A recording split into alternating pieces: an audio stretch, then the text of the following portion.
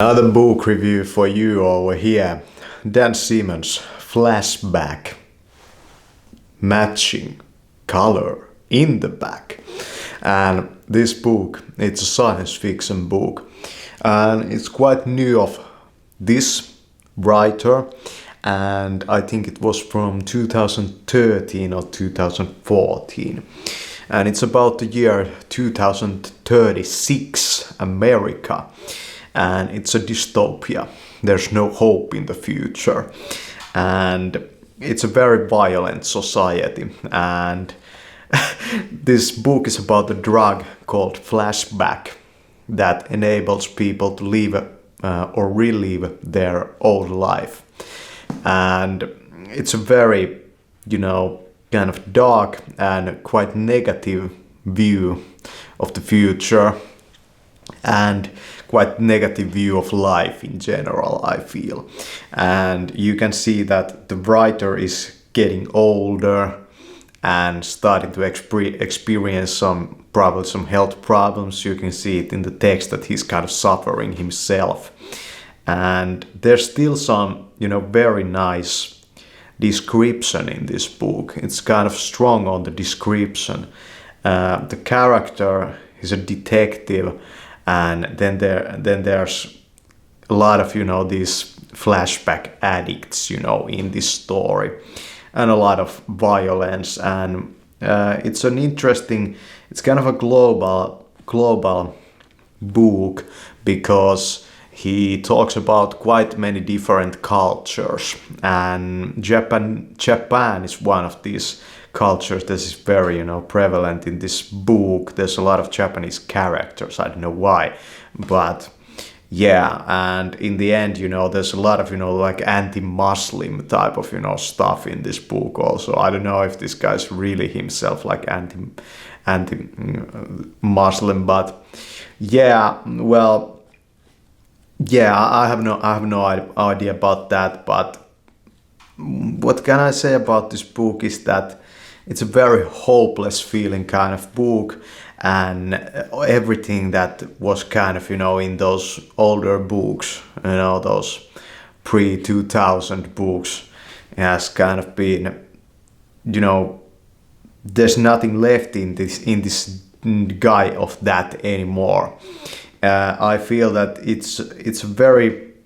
it's kind of losing his soul in this book, but at the same time, it has its strong points. I don't think that it's that bad.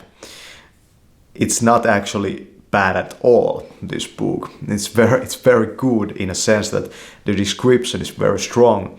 And there are moments in this one. There are moments in each one of his books. And if we compare this and the Black Hills book, I'm gonna say that this one was better, as a whole. It wasn't so disjointed as that book. But the problem I feel with this one was just it was such dark. It was so dark, that there was no fucking hope in this. And the Finnish winter is progressing.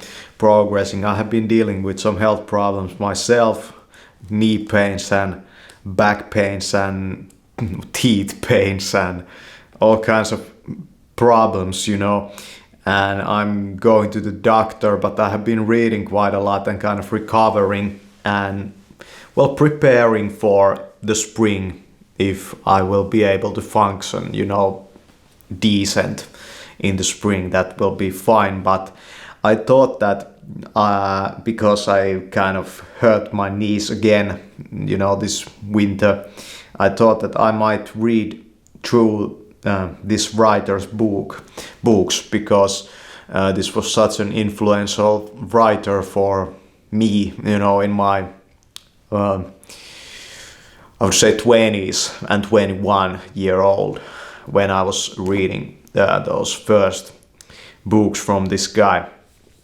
And I would rank this book in his books kind of like on the lower range, as almost everybody else did.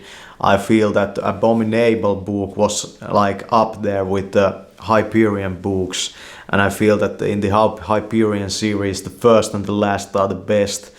And then I would say that, yeah, the Black Hills, it was kind of, decent, and the Ilium book was actually quite okay. He has written quite, many of these okay books, but what can I say about this writer is that he just can pull out again and again and again through his whole career books that you will fucking read through no matter what, even if they're, they have something in them. And it's funny that when you read this writer, there's a lot of consequences, and some of them can be very artistic even, if you are that kind of a person.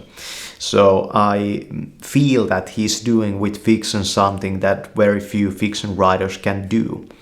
And it has been, this winter time, it was great to be able to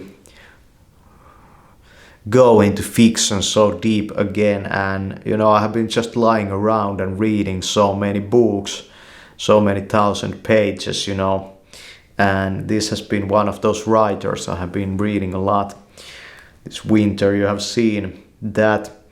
And well, he's an American, so he also talks about in this book this quite a nice depiction of Las Vegas, but I don't know if that's Vegas in the future, because I have never been to Vegas, so I don't know like how it actually is. Of course, I have seen some things about it, but I don't really know how like Vegas really is. So yeah, I would have to travel there. And it's an interesting book also about kind of the landscapes of United States. I don't know how much how much this guy has traveled in United States, but he talks a lot about weapons and the gun problem in United States. And I feel that what he's kind of saying in this book is that American society is fucking shit and it has no fucking hope. And he's also saying that almost every other culture is also kind of the same kind of shit. And I don't really know if he's kind of like preaching, the Japanese culture over here. It kind of feels like that. But he has a lot of, Buddhist themes in his books, and almost in each one of them, also in this one. So I don't know what's that about, but yeah, it's pretty interesting. He also talks about problems or the hardships of growing a child, or the problem with teenagers and that kind of stuff. It's a kind of, I would say that it's written up by a person that has reached middle age and has gone over the point of middle age, when the truths of life start to hit you. For some people, they hit much earlier. Some people start to deal with life problems like aches and pains and mental health problems, especially in much younger age. But then there are those people who can kind of fly away without experiencing too much of that, and then they get a divorce or something like that, and they end up in exact thinking mode like this. And yeah, I don't know, but what you can kind of gather from this, there's this one line that says that the shit of the world just keeps pouring in. And what you can get from this writer is that he's kind of isolated. I don't know if his living circumstances are so, but yeah, reading this kind of stuff, it makes you very antisocial yourself. But it's the winter, so it doesn't really matter. I hope that I will be able to bounce back from this crap with my body and the aches, and I will be able to get good, benefits for my, this is starting to get to the illness level that I'm going through. It's just not, healing permanently ever, the injuries that I have. So I hope that I will be able to some more government monies and be able to survive pretty nice with those. And yeah, maybe I could retire, I don't know, but I'm gonna say that life has been very, how would I say it? Life's been very challenging, these past months, with all the aches in the legs, not being able to walk properly, and all the aches in the hands and back, and it's one of those things, you start to have pain somewhere and then it starts to spread and this kind of stuff. But yeah, if we talk just a little bit about my light side of, that's one of the things in this book. He doesn't talk too much about, what would happen if, like this electricity breaks or that kind of stuff. He doesn't really describe very well how the society has kind of crumbled. But there's that kind of thing in it, and people live in this, the drug flashback. So it's a kind of the same pattern as in the Dune book. He invented a new drug and described its effects and how it affects people, and yeah, it's interesting. And the next book I have from the guy is the book Olympus. I might show that to you all here also if you don't know about this writer. And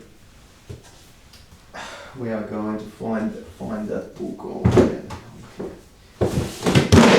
Yeah, but I'm not going to cut that because I just don't care too much. I'm just talking about another writer over here, so it doesn't matter too much.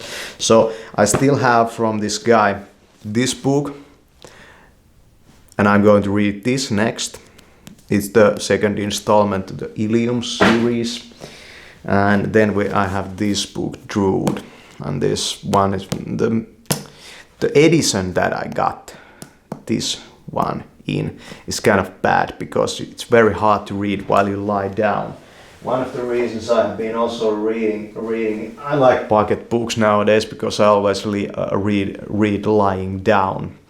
I get, neck pains and that kind of stuff if I read at the table. So I just read lying down on the couch. So this is the perfect form factor. This is how a book should be made in my own opinion. But yeah, so these ones are next, and I'm going to start reading this. I hope you like this review.